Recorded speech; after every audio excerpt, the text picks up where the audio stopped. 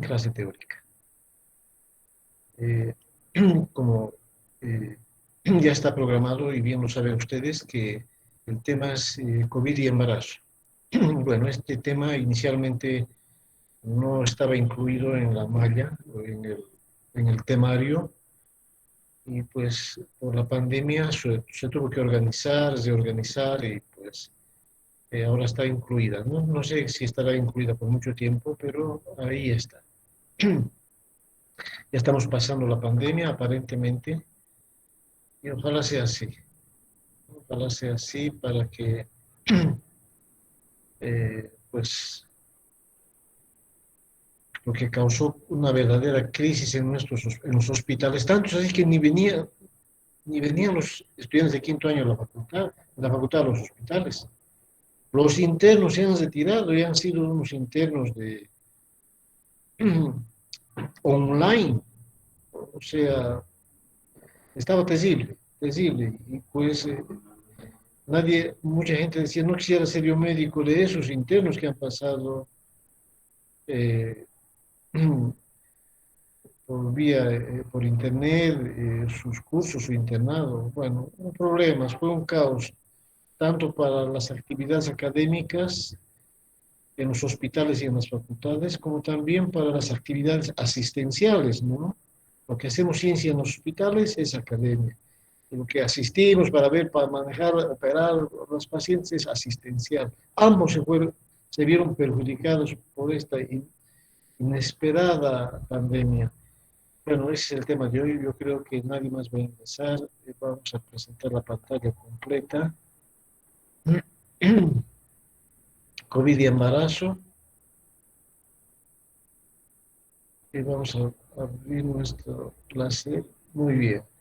Bueno, COVID y embarazo. Ya para el día de hoy hemos cambiado recién esta actividad. Lo daba el doctor Mario García. Y ahora me tocó a mí presentarlo. Como bien saben ustedes que la infección por coronavirus llamada SARS-CoV-2 y más comúnmente COVID-19 fue y sigue algo siendo una emergencia de salud pública, y la OMS la declaró como eh, pandemia el 1 de marzo del 2020. Hasta ese día éramos felices y de repente el 1 de marzo se emitió el nombre de pandemia y se alteró completamente la academia y la asistencia a los hospitales, ¿no? Bueno, recuerdan ustedes, porque vivieron también, que el primer caso se dio en Wuhan, China, en diciembre del 2019, y pensábamos que ahí se iba a quedar, el bloqueo iba a ser ahí, y veíamos en los noticiosos cómo Wuhan y otras ciudades chinas estaban prácticamente vacías. Nos asustamos todos. eh, Nunca va a llegar aquí. A los pocos meses ya las calles cochabambinas también estaban vacías. Gente que se había visto infectada y afectada, estaban botadas en las calles. ¿Recuerdan esas imágenes dramáticas del Ecuador donde sacaban a sus muertos y lo botaban en las calles? Era impresionante, ¿no? Una experiencia un poco eh, dantesca, ¿no? Bueno, pero ¿qué se sabía de la enfermedad y qué se sabe hoy en día? Que se origina, era una infección zoonótica, ¿no? O sea, de animales a animales y de animales a humanos. Y posteriormente, pero la pandemia ya fue una transmisión de persona a persona a través de las gotas de Fluyet, que se llaman esas gotas respiratorias que emitimos cuando hablamos o cuando tosemos. Y que cuando tosemos y estamos infectados, una persona está, un familiar, puede ser un amigo, menor la distancia, 2 metros. Y también la infección se supo a continuación que era la infección por contacto con superficies contaminadas, con secreciones infectadas. Y que también supimos en el ámbito médico que algunos procedimientos químicos, como por ejemplo la intubación traqueal, la ventilación no invasiva o manual, la traqueostomía, la resucitación cardiopulmonar, los estudios broncoscópicos, la inducción de esputo, la aspiración de secreciones respiratorias, la nebulización, la oxigenoterapia de alto flujo, eran emisores de aerosoles que producían infección en las personas que estaban en las inmediaciones. Bueno, así podemos conociendo poco a poco más el mecanismo de transmisión y pues más raramente era a través de heces contaminadas, ¿no? Porque estos pacientes tenían diarrea, pero eso ya era más raro, la infección. Si eso pasaba con la madre, en este caso hablando de embarazo, ¿y qué pasaba con el feto, con el feto? ¿Había una transmisión transplacentaria, o sea, transmisión vertical? Sí, después supimos que era baja, sin embargo, no pasaba del 3.1, 3.5%. También se detectó ocasionalmente virus en el líquido amniótico, ¿ya? Pero sí también se encontró con más frecuencia el virus del COVID en la placenta, ¿sí? Producía una especie de placentitis. Si bien la transmisión vertical era una eventualidad, pero alguna vez solía haber o puede haber aún. Pero esta placentitis o esta transmisión vertical era cuando la infección materna era grave. Es baja, pero sí, está reportada, ¿sí? Placentitis. Y hasta hemos visto en los hospitales óbitos fetales. No, pero no estos óbitos en mujeres que venían al hospital con florida sintomatología, sino esas jóvenes que por ser jóvenes lograban sobreponerse a la enfermedad y como una semana anterior ya asintomáticas o con leves síntomas, 2 semanas después venían con óbito fetal y la única explicación era que había una placentitis y que esa había interferido en la perfusión fetal y se terminó el feto muriendo. Esas cosas suplimos y lo aprendimos por experiencia propia en nuestros hospitales. Muchos óbitos atendimos así. Muchos óbitos, pues de repente 10, 15 óbitos en toda la pandemia. Bueno, y ojo que mi hospital no era un hospital COVID, pero venían las pacientes con COVID que ameritaban un tercer nivel, por ejemplo, desprendimiento prematuro de placenta eh, con COVID. Eso no lo van a manejar en segundo nivel o en primer nivel. Y no había hospital de tercer nivel para COVID. Entonces tuvimos que improvisar un área, un quirófano, un personal médico y un laboratorio para recibir a estos pacientes no siendo hospital COVID. Los hospitales COVID, Hospital del Norte, Hospital del Sur, Hospital de la Quintanilla, en fin, de Quintanilla, pero se vieron rebasados y no sabiendo qué hacer, por ejemplo, con 3 cesáreas previas, con ecletismo placentario, lo mandaban, les importaban a ellos. Algunos médicos rechazaron a las pacientes, pero volvieron a enviar y asumimos de que ¿quién más va a resolver estos problemas si no éramos nosotros como tercer nivel? Y cayeron médicos, cayeron enfermeras y hasta se murieron, se murieron. Bueno, causó sorpresa a todos. Nos pescó en pañales, como dice, bueno, hablando en terminología popular. El- la mayoría de los recién nacidos infectados provenían más que de una transmisión vertical transplacentaria, de una transmisión horizontal, ¿sí? Si bien no se ha evidenciado que el virus existe en las secreciones vaginales ni en la leche materna, sí, pero había en la región perianal, que está al lado de la vagina, pues ahí otra fuente de contaminación para el feto, ¿no? Para el neonato en este caso. Y bueno, ¿cómo se infectaba la madre? ¿Cómo se infecta? El periodo de incubación en general es de 4 a 6 días, pero puede tener un rango de variación entre 2 y 14 días.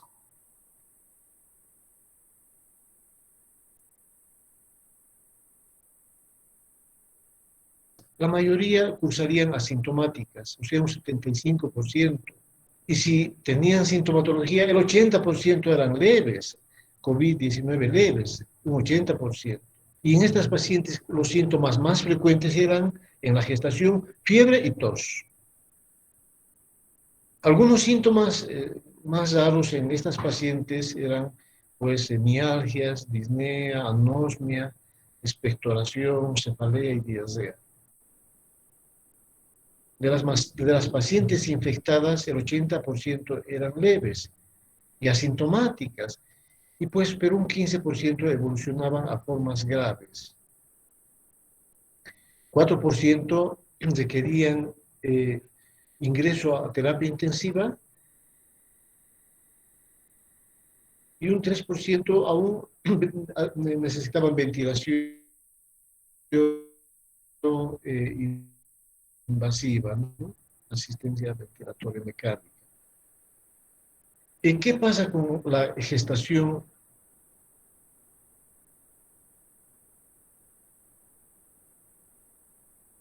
y el COVID?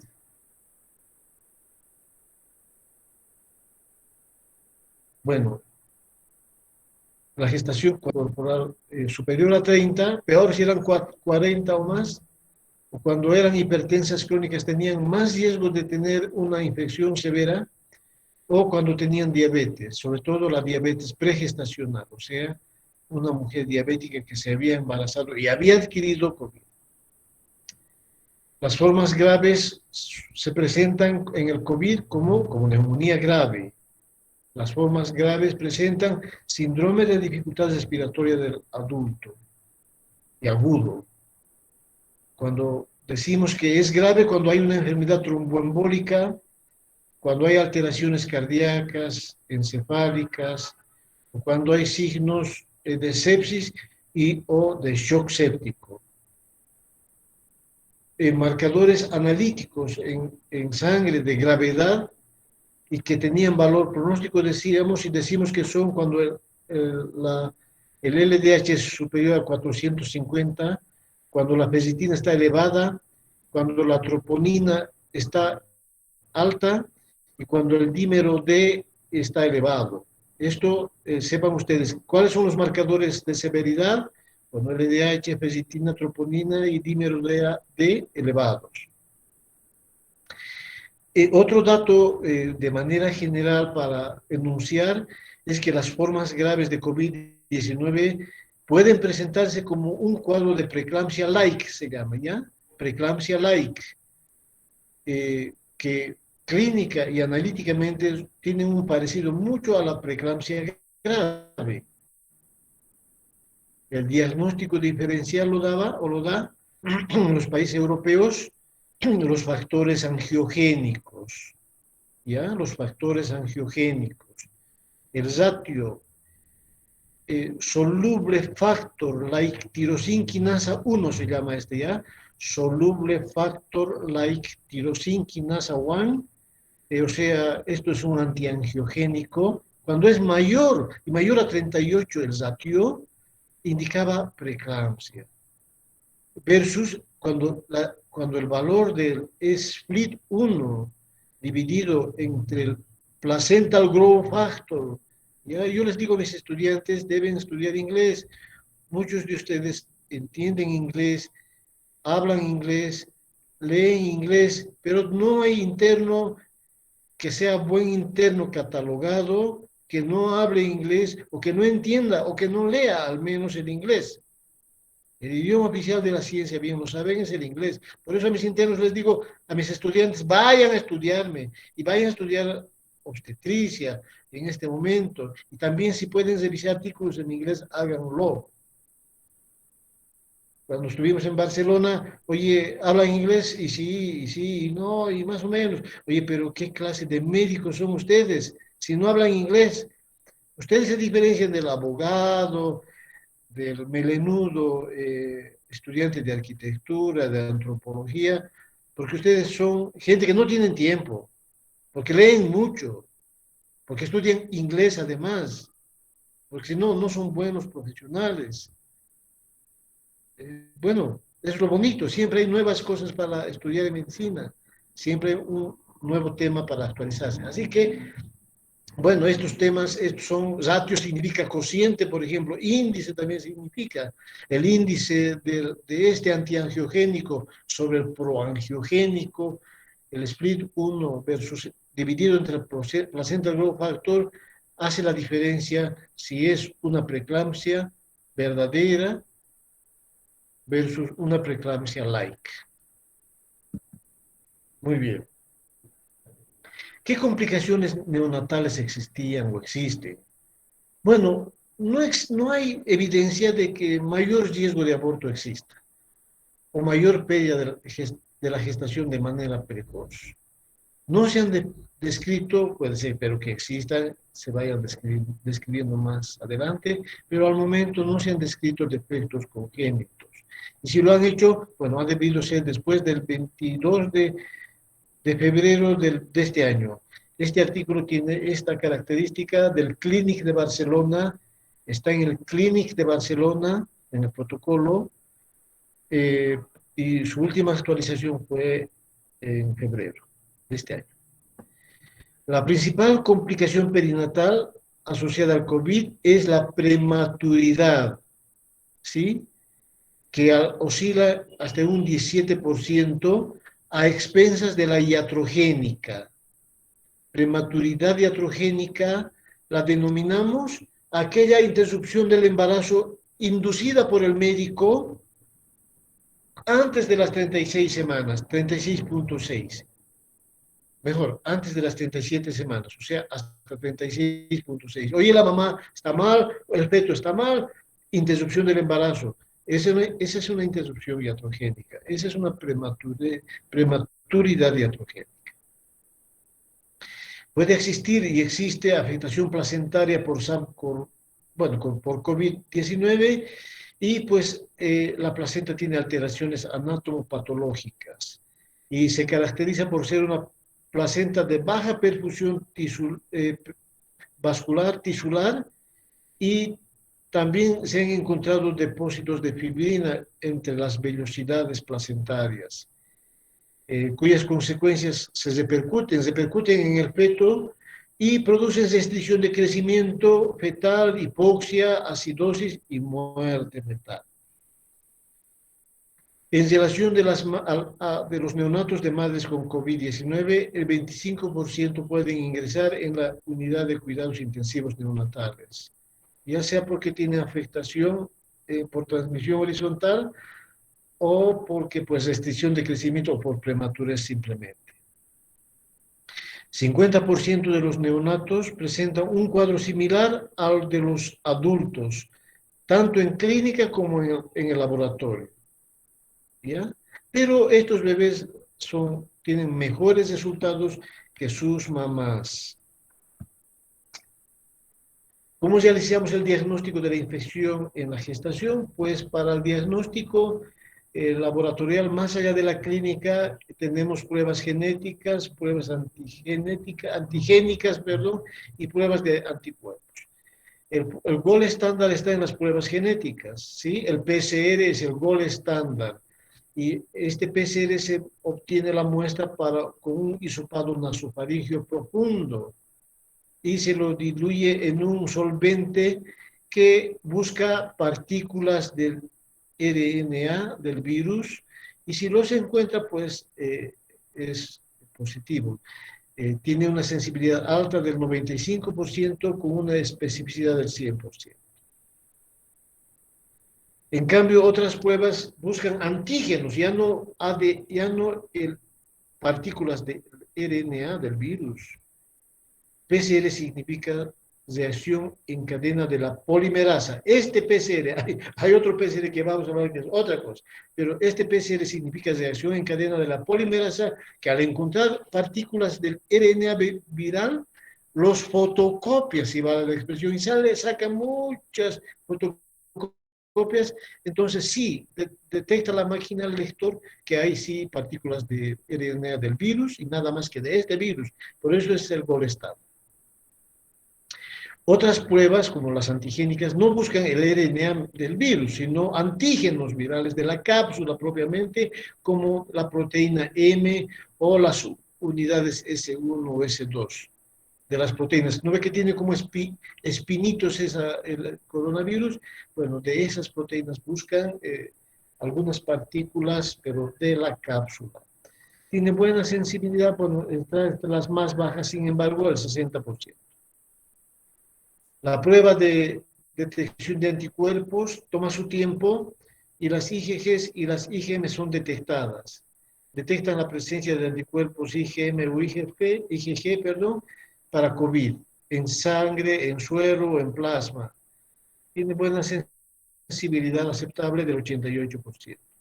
Si estas pruebas, la antigénica o de anticuerpos, sale negativo, pero tiene clínica compatible con COVID, se debe llevar a la paciente a un PCR, ¿sí? Que tiene la más alta sensibilidad y especificidad. De esa manera diagnosticamos que una paciente esté con COVID durante el embarazo. ¿Cómo hacemos la evaluación inicial ante una paciente que sí tiene pruebas para COVID positivo? Bueno, se realiza una historia clínica, ¿no? Y a continuación un examen físico completo, y en el examen físico también hay que hacer la oximetría, ¿sí? De pulso y una buena toma de los signos vitales a conciencia, porque nos están dando datos vitales para esta paciente. Por suerte ustedes son cada vez más conscientes, pero hay gente todavía internos que todavía son medio inconscientes. Ustedes son más inteligentes que nosotros. Y yo no creo, aseguro, les veo a ustedes más brillantes, pero algunos son un poco más flojos. Quiero que aprovechen todas estas cualidades que les da la evolución de la especie. Hay que pedir exámenes auxiliares de diagnóstico que les voy a indicar a continuación. Con todo esto hacemos una valoración inicial y decimos que estamos con alerta obstétrica cuando el feto tiene disminución de sus movimientos. Cuando hay disminución de los movimientos fetales, que como que es, oye, alerta, alarma. Cuando hay sangrado transvaginal, oye, hay algo que está pasando, cuidado, no lo mandes a la casa. Si tiene cefalea intensa y persistente, ojo, está complicado y debe internarse la paciente.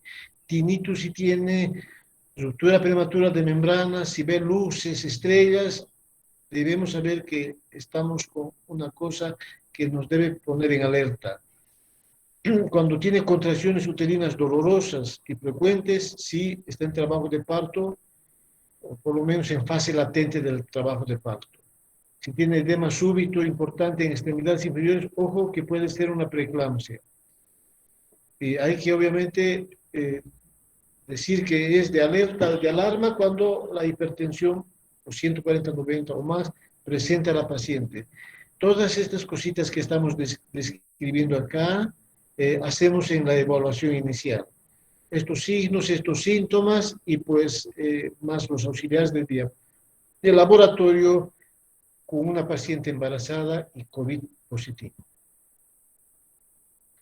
Bueno, nuevamente hay que hacer una historia clínica, un examen físico, los signos vitales son importantes, hay que pedir un perfil metabólico, DHL o LDH, ferritinas, coagulograma, dímero D, fibrinógeno, si hay fiebre, un examen general de orina, un hemocultivo, una placa de tórax. Y si tenemos sospecha de que la paciente está grave, además pedir troponina, proteína C reactiva. Este es el otro PCR, ¿ya? PCR. Ya no es reacción en cadena de la polimerasa. Proteína C reactiva, que es un marcador inflamatorio, bien lo saben ustedes. Un electrocardiograma, una tomografía de tórax, protegiendo el abdomen, si está embarazada, y si ya está desembarazada, pues con más razón. Y también hay que hacerle una toma de gases arteriales. Todos estos datos favorecen a la mamá, les va a agradecer el paciente, y si tiene hijitos en casa, 2 o 3, y la mamá contrajo COVID, les va a agradecer silenciosamente. Sepan ustedes que detrás de una mamá hay todo un hogar, y el hogar se desestructura, se vuelve un caos cuando la madre muere. Y he visto morir mamás, han muerto mamás y vino la tragedia del hogar. Ustedes son gente muy sensible, ya no comen tanta carne como nosotros, ya no son tan pasilleros como nosotros, ya no van a cazar como nosotros, medio más primitivos nosotros, ustedes tienen mayor sensibilidad y también tienen más sensibilidad con los pacientes. Ven detrás de una mamá, una familia, hijos esperando tras esa madre y son más sensibles que nosotros. Yo les felicito por eso. Signos de gravedad, ojo, hipoxia, cuando la saturación está menos del 90%, ojo, cuando vean una mujer con dificultades respiratorias, ojo, cuando la paciente está confusa, ojo, cuando la urea está más de 19 miligramos de cilitro, ojo, cuando la frecuencia respiratoria está más de 30 por minuto, ojo, son datos de alarma obstétrica. Miren, este datito tan solamente, chicos, no hay mujer que tenga una frecuencia respiratoria mayor a 30 respiraciones por minuto. No hay. Por favor, sean conscientes. ¿Quién debe tomar la frecuencia respiratoria y anotar en en la historia clínica? El interno, ustedes. Entonces, si detectan una frecuencia respiratoria más de 30, ojo, está algo grave. A nivel pulmonar hay un problema pulmonar. Entonces, no lo pasen por alto. Más de 23 por si acaso, ¿ya? Pero más alerta estén si la frecuencia respiratoria es más de 30 por minuto. No les digan, te voy a contar tu frecuencia, tu respiración. Ustedes de soslayo, cuéntenlo, desde ojo. Si está más de 30, ojo. Están frente a un paciente grave. Bueno, los casos leves, que son la mayoría, pues 80%, cursan con síntomas locales. Los síntomas son locales. ¿Dónde está el problema? Local, arriba, en la vía aérea, arriba. Y tienen tos, rinosea, son jóvenes. La mayoría les va a ir bien. Pídanle un examen, un análisis de sangre, una analítica, como lo llaman los españoles, o sea, los de Barcelona, y van a encontrar que el PCR es menor de 5 miligramos de cilitro, y los linfocitos, estos cursan con leucopenia y sobre todo a expensas de linfopenia. Los linfocitos están mayor a 1000 células por milímetro cúbico. Y el DLA, el HDL y la ferritina están normales. ¿Sí? Cuando tengamos este patrón sintomático o analítico, vamos a decir que es pues una sintomatología, es una paciente COVID leve, les va a ir bien. ¿Cómo vamos a manejar esta paciente leve? Bueno, tiene principios, ¿sí? Controlar los síntomas, es un tratamiento sintomático y vamos a evitar hacer prevención de la propagación, de que se propague más el COVID, habrá que aislarle a la paciente, ¿sí? Y pues vigilamos cómo está yendo la enfermedad. Es una vigilancia expectante, estar atentos. Para esto, pues para que se cumplan estos principios, aislación en una habitación durante 14 días, que 40. Será cuarentena, pero 14 días de aislamiento. Y medidas generales, sí hay que darle bastante agüita, que se hidraten, reposen y su higiene tiene que ser frecuente. Si le vamos a dar medicamentos, fármacos, paracetamol, 500 miligramos cada 6 horas, sin pasar los 4 gramos al día. A veces van con 2 gramos suficiente. Y pues le pediremos que se autoevalúe, que nos comunique vía WhatsApp, vía internet, vía telefónica, algo. Pues si está deteriorándose o está mejorando o está estable, permanece estable la enfermedad, ¿sí? Pues eso es esta evaluación que hace el propio paciente de sí mismo, nos los comunica remotamente, eso es por celular, por teléfono. Esta evaluación de seguimiento se hace cada 24 o 48 horas, así lo hacen en España. En nosotros, de nosotros no, no es de su generación esta gente fue primitiva, y no fue la gente más lúcida la que estuvo en el CEDES en plena pandemia. Bueno, pero no hablaremos mal porque mañana mi ítem va a aparecer, si no en Bulo Bulo, en Tres Ríos, me lo van a llevar. Bueno, el seguimiento obstétrico hay que hacerlo también. Señora, ¿se mueve el bebé? Sí, se mueve, hasta bien. Se endura la vasijita? No, doctor, está lindo. Hay cefalea, ve chispas, estrellas, se está edematizando. No, hasta lindo. Bueno, bueno, no vamos a poder escuchar la fetucaria, pero los movimientos fetales nos avisan que está yendo bien y ese es un control obstétrico remoto. Pero algunas pueden requerir un control prenatal presencial y una ecografía. Y si esto es así, se hace bajo medidas de bioseguridad. De esa manera hacemos un seguimiento al COVID leve en la embarazada. Se llama moderada, y esto puede alcanzar hasta el 15%, cuando ya hay neumonía leve, ya no vía aérea afectada, y abajo todo está bien. No, ya hay neumonía leve, eso ya es moderado. ¿Sí? Estas pacientes deben venir al hospital, sacamos una radiografía de tórax y vemos un infiltrado intersticial en uno o en los dos pulmones. Fíjense, la frecuencia respiratoria en la moderada es más de 20, pero menos de 30. La saturación de oxígeno al aire ambiente es mayor a 90. No se quiere uso de vasopresores y tampoco ventilación asistida. Y la escala del CURB 65 es menor de 1. Confusión, urea, respiratoria, blood pressure, bueno, presión arterial, respiratoria, urea, confusión, estado de conciencia. Y obviamente todas las mujeres son menos de 65 años. Esto, el CURB 65 ha sido pues para pacientes mayores de 65 años. Pero pueden ser útiles esta escala, pero sin 65 años, porque no hay mujer que va a venir al hospital de 65 años, ya está en su menopausia. Y pedimos un PCR, está mayor a 10, los linfocitos están menos de 750, fíjense, ya ha bajado, la ferritina mayor a 800 nanogramos ml y el LDH mayor a 450. Si es mayor, peor todavía.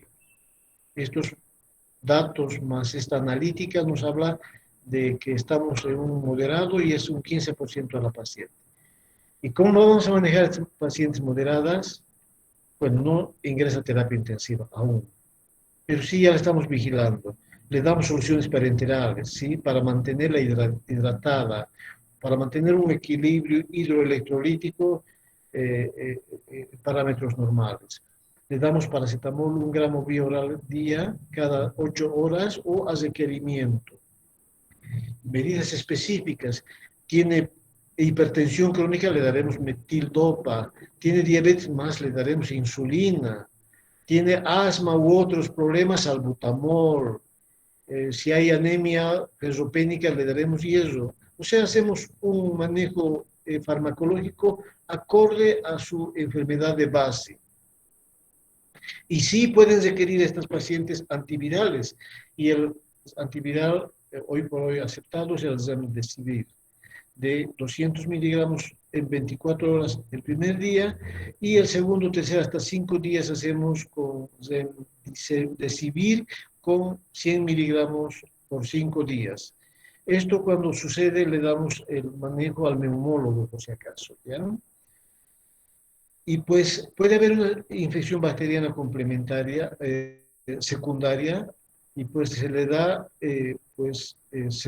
cefotaxima, ceftriaxona o doxiciclina. Estos fármacos los tenemos y en los hospitales. Y si vemos y, pues, que tiene riesgo de trombosis, pues le damos heparina de bajo peso molecular a dosis profilácticas por 30 días. Muchas madres han muerto porque han presentado trombosis, ¿no? Y sobre todo cuando han habido embolias a pulmones ha sido peor. La heparina de bajo peso molecular se llama enoxaparina, Clexane, y pues dosis profilácticas son 40 miligramos día, cuando el peso de la mayoría de las mamás está entre 50 y 90. Menos de 50, bueno, ya a la vez hemos visto 20 y más de 90, 40 cada 12 horas habría que dar. Y si Y ya vemos que existe coagulación, digo, trombosis sí, los dímeros D están subiendo, entonces ya no usamos dosis profilácticas, sino dosis terapéuticas. Y la dosis terapéutica se usa 1 miligramo kilo peso cada 12 horas. Bueno, neumonía grave, pues la saturación de oxígeno es menos del 90, la frecuencia respiratoria es más de 30 y esta paciente sí necesita vasopresores. Tiene distrés respiratorio y pues por eso vemos que tiene disnea, tiraje intercostal, usa músculos accesorios respiratorios y en las radiografías vemos infiltrados bilaterales, ¿no? Eso entonces le calificamos como distrés respiratorio y o tiene datos de sepsis con un Q-SOFA igual o mayor a 2. Cuando estos ya presentan, amerita internación, manejo intrahospitalario y probablemente si no es en cuidados intensivos, en cuidados intermedios. ¿Sí? Q-SOFA, ¿qué significa? Un SOFA rápido, ¿no? Quick, un SOFA rápido. Esto es un análisis laboratorial. Muy bien, el Q-SOFA, ¿cómo se identifica, cómo se determina el Q-SOFA? Esto tienen que saber de memoria. ¿Cuáles son los parámetros del Q-SOFA? La presión sistólica menor a 100, la frecuencia respiratoria mayor a 22 y el Glasgow menor a 15. Cuando está esto alterado, como que pues si tiene positivo, tiene una presión sistólica de 90, tiene una frecuencia respiratoria de 30, de 28, 2/3 significa grave, esa paciente amerita internación, esta paciente amerita un SOFA. ¿Y qué es esto? Un Q-SOFA, un SOFA rápido. Cuando es positivo 2/3 o 3/3, necesita un SOFA. Bueno, van a buscar qué es el SOFA ustedes. ¿Y qué significa? Tienen que saberlo de memoria. Vigilancia materna y fetal habrá que hacerlo con los signos vitales, la saturación permanente, las imágenes de tórax, pueden estar más de uno, con heparina de bajo peso molecular a dosis profilácticas, pueden requerir dexametasona para madurar el pulmón o pues como antiinflamatorio en la tormenta de citoquinas, y sí pueden necesitar remdesivir 200 miligramos primer día y luego pues 100 cada día por 5 días o por 10 días, eso ya lo va a calificar el neumólogo. Sin embargo, la frecuencia cardíaca fetal revisaremos cada 4 horas y una ecografía de control, o si no lo tiene de base, pediremos a su ingreso. Y si el nacimiento es inminente antes de las 34 semanas, daremos maduraciones fetales con dexametasona, 6 miligramos cada 12 horas por 48 horas, y decimos que el feto está protegido con corticoides y le sometemos a una cesárea o inducimos un parto. La vitamina D sí ha demostrado ser favorecedor en la infección. Pueden haber gente que apoya o detractores también, bueno, pero lo que se sabe es que favorece en la inmunidad, contribuye al mantenimiento de la barrera física de piel y tejidos, epitelios, mejora la inmunidad celular innata y modula una respuesta adaptativa, ¿no? Las dosis serán 2.000 a 5.000 unidades internacionales. ¿Cuándo vamos a dar de alta a estos pacientes? Pues cuando veamos criterios clínicos de estabilidad, o sea, ya no hace fiebre, sino 37,3 o menos, ¿sí? La frecuencia respiratoria es menos de 22, la frecuencia cardíaca es menos de 100 por minuto, la presión sistólica es mayor a 92, mejor si es mayor a 100, la saturación de oxígeno basal es mayor a 94%, no tiene alterada la conciencia, entonces sí, son criterios de que está estable, y además si el último laboratorio indica un recuento linfocitario normal, y un PCR, una ferritina, un LDH están normales o están ascendiendo. Están descendiendo en este caso porque estaban altos, ¿sí? Este es el paciente, ok, todo lindo, alta. Hemos visto salir pacientes de terapia intensiva. Transmisión vertical nuevamente, chicos, existe poca evidencia de posibilidad de transmisión, no pasa del 3.5%. Sin embargo, se considera un riesgo de transmisión bajo con una incidencia del 0,9%, pero no más del 3.5%, sobre todo cuando la carga viral es alta en la madre. Pero sí puede haber infección perinatal, ¿sí? Sobre todo cuando el feto, no se olviden que al salir el feto en el parto, la mamá defeca, ¿sí? Está saliendo la mamá y la ampolla rectal está con heces fecales, defeca. Tienen que acostumbrarse a esos chicos, no olviden tener náuseas, vómitos. Entonces, ahí puede contaminarse el feto, se puede infectar. Bueno, pero que se infecte ya es otra cosa, sí, puede contaminarse. ¿Le damos parto o cesárea? Si hay condiciones para el parto, parto. Y si viene con 6 expulsivo, o en expulsivo, pues vaya al parto. ¿Sí? Y si le vamos a dar parto, que se llama hacer analgesia de parto oportunamente, que no presente más dolor y que no se estrese más. En su momento, si hay indicaciones obstétricas, pues, se hará una operación cesárea con todos siempre ambos con medidas de bioseguridad. El parto, pues se lo atiende cuando está en condiciones, se hace un monitoreo continuo en una sala de partos especialmente preparadas para COVID. No vamos a atender el parto en la sala de partos común y salió el COVID y va a entrar otra paciente normal. Obviamente tiene una sala de partos especial, ¿sí? Un monitoreo cardiotocográfico continuo y si hay alteraciones en el registro cardiotocográfico va a la cesárea. Hay que controlar la temperatura en el trabajo de parto, la frecuencia respiratoria, la saturación de oxígeno. Hay que minimizar los tactos vaginales, ¿sí? Lo más mínimo posible y no se realizan amniotomías hasta que la cabeza esté en tercer, cuarto plano. Considerar una abreviación del expulsivo, los pujos sepan que pueden verse dificultados porque la paciente tiene mascarilla, ¿sí? Eh, el barbijo que le llamamos, y a veces tienen una mascarilla por delante de plástico, bueno, ese que se llama, ese cobertor de las conjuntivas, puede dificultarlo, fíjense, puede haber problemas en el parto, pero debemos darle oxígeno suplementario, pero eso es un factor de riesgo también, porque mayor aerosoles producen. Es complicado, realmente nos tocó en pañales. Los CDCs de los gringos vieron en grandes estudios estas complicaciones maternas y neonatales. Pues los resultados maternos evolucionan peor que las no gestantes, ¿ya? Más admisiones de gestantes que no gestantes, porque están embarazadas, existen en cuidados intensivos. Requieren ventilación mecánica también más frecuentemente de las gestantes con COVID versus las no gestantes.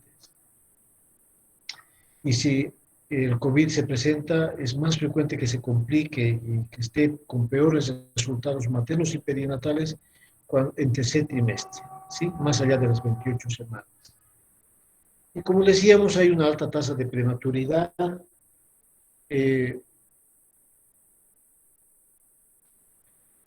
Bueno, también hay más alta tasa de preeclampsia, de ruptura prematura de membranas, de diabetes gestacional, de óbitos fetales, de fetos restringidos, de fetos hipóxicos.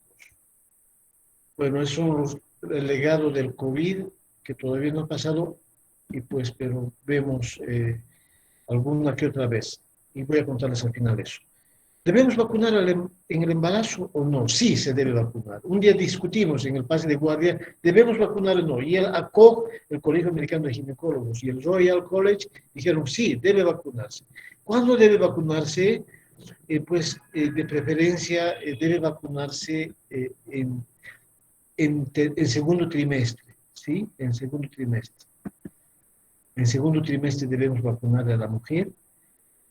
Y si no hay otra y vemos que tiene factor de riesgo, délo en primer trimestre, délo en tercer trimestre, debe vacunarse, de preferencia en segundo trimestre. ¿Por qué? Porque el bebé hasta se ha encontrado anticuerpos maternos contra el COVID en la circulación fetal. Entonces eso tiene un efecto protector. ¿Se vacuna o no se vacuna? Se vacuna. ¿La mujer gestante se vacuna o no se vacuna? Se vacuna, doctores. ¿Ya? ¿Y debe dar el pecho la mamá? ¿Se promueve la lactancia? Sí, se promueve. ¿Quiénes dicen? Los CDCs de Estados, los CDCs de los griegos, el Royal College de Inglaterra, la Organización Mundial, la Sociedad Española de Ginecología y Obstetricia, indican que sí se debe promover cuando hay condiciones para la madre y el feto, para el neonato en este caso, sí se promueve la lactancia materna. ¿Sí? Obviamente con las medidas de bioseguridad. Pero la decisión final la da el neonatólogo si vamos a dar lactancia, si vamos a usar lactancia artificial, el neonatólogo. Aún así, tengamos que usar lactancia artificial, debe mantenerse la producción de leche mediante la extracción de la leche, ¿sí? Y eh, eliminación de esa leche, rechazar, botarlo, hasta que la madre resulte negativa. No se ha encontrado en la leche, pero por medidas de bioseguridad, etcétera, los neonatólogos indican que debemos eliminar esa sangre, pero si hay otros que lo indican, pues hay que darlo nomás, incluso esa leche. Bueno, están un poco divididos y no está muy claro el panorama. Si en puerperio la mujer se contrajo COVID y tenía la lactancia, debe continuar. Siempre continuando con el uso de las medidas de bioseguridad que favorecen tanto a la mamá como al bebé. Eso es todo. Preguntas, ¿qué preguntas existen? Doctor, buenas tardes. Mencionaba que como marcadores de severidad, entre ellas estaba la LDH. Mi pregunta es, ¿cómo nos puede ayudar esta como marcador? ¿Cuál dijo el de? El LDH, Ah, doctor. sí, cuando está mayor a 450. Sí, hay lesión hepática. Cuando hay mayor a 450, peor a 600. Entonces, si está muy elevado, además es un signo de pronóstico e indica gravedad. Todos los hospitales hacen, por lo menos en el tercer nivel, si van a venir ustedes, hacen. Lo que quería comentarles antes, aprovechando tu pregunta, es que ya un mes que no tenemos en nuestra sala de COVID pacientes. Siempre se informa cada día que no hay pacientes en la sala de COVID, no hay pacientes en la sala de COVID. Antes, las 5 camas están ocupadas por COVID. Hay 5 camas ocupadas en COVID y tuvimos que mandar 2 graves al Hospital del Sur, al Hospital del Norte, porque en mi hospital solo entraban los graves. Eso era en la tercera, segunda, primera ola. Y nosotros no éramos COVID. Teníamos que recibir, resolver y mandárselos. Y pues era terrible. No había terapia intensiva para COVID en el Germán Urquidi, por si acaso. ¿Y por qué no había sala de terapia intensiva para COVID? Porque pues las pacientes con acretismo, las que hicieron choque hipovolémico, las sépticas, pero no por COVID, estaban ahí. Y no íbamos a sacar por meter un COVID. Se hubo un escándalo grave, feo. ¿Alguna otra pregunta más? Bueno, chicos, tienen un tema, parece, a continuación de nutrición, no sé qué seminario, no sé qué clase, ¿ya? No les robaré más de su tiempo. Y pues las preguntas van a salir todas de estas diapositivas. Si no hay preguntas, chao, chicas, chao a todos. Gracias, doctor. Doctor, muchas gracias. Chao, chao, Gracias. chao, chao. Hasta luego, doctor. Chao, chao. Gracias.